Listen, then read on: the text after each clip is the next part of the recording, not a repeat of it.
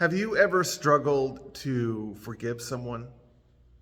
Have you ever thought that somewhere along the way, forgiveness just kind of seems ridiculous? After all, when we have someone who sins against us, a brother or sister in the church or in our social group or maybe in the family, they wound us quite deeply. And so surely we might think there's got to be some sort of limit to forgiveness. There's got to be some sort of way that we can calculate whether they are to be forgiven or whether they deserve to be forgotten. What's the limit here of forgiveness? Well, that's behind Peter's question that we hear in our gospel reading today. Peter comes to Jesus and asks, "Lord, how many times do I need to forgive a brother or sister who sins against me? Is it 7 times?" Right? He puts forward, that's a good biblical number. Jesus, is it 7 times?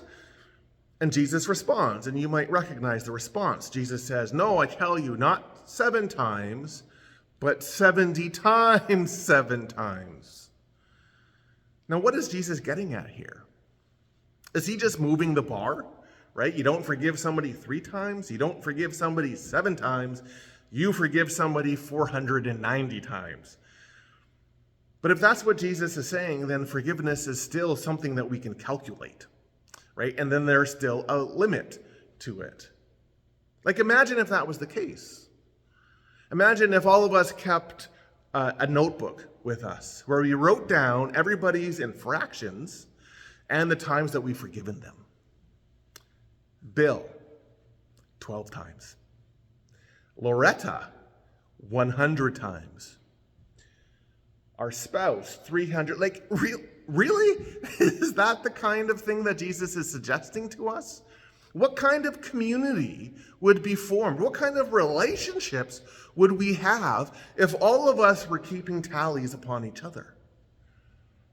No, in response to Peter's question, Jesus tells this elaborate parable of a king and a servant who owes an astronomical amount of money and then goes out and finds somebody who owes him just a little bit amount of money. It's a complex story.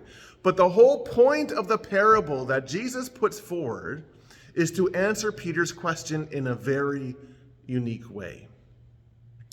Because the answer to Peter's question isn't a number. The answer is actually another question. Peter comes to Jesus and says, "How many times should I forgive my brother or sister who sins against me?" And the answer is, how many times has the King forgiven you?